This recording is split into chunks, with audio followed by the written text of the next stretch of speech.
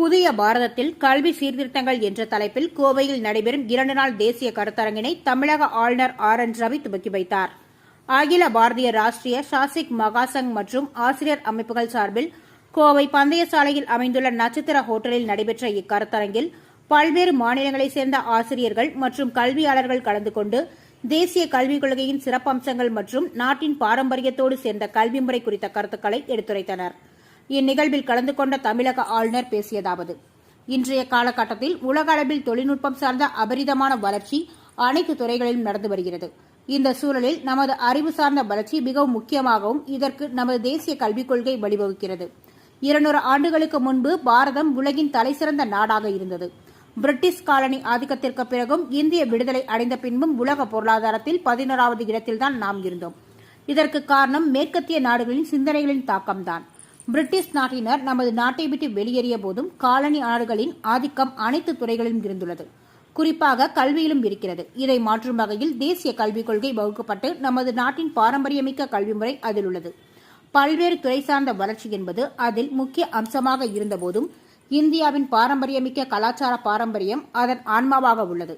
அடுத்த சில ஆண்டுகளில் உலக பொருளாதாரத்தில் முதல் 3 இடத்தில் நாம் இருக்க வேண்டும். அதற்கு கல்வி மற்றும் இளைஞர்களின் பங்கு மிகவும் முக்கியமாகும் என்று கூறினார்.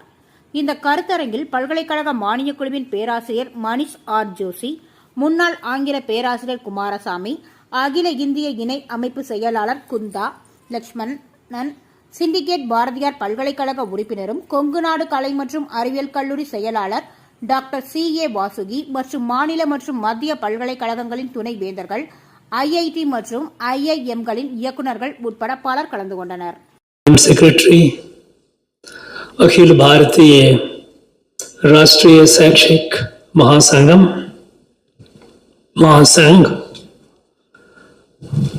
Here we make Sangam, everything we put M. Professor Manish R. Joshi, Secretary, University Grant Commission. Thiru K. Kumaraswamy, Distinguished Academician.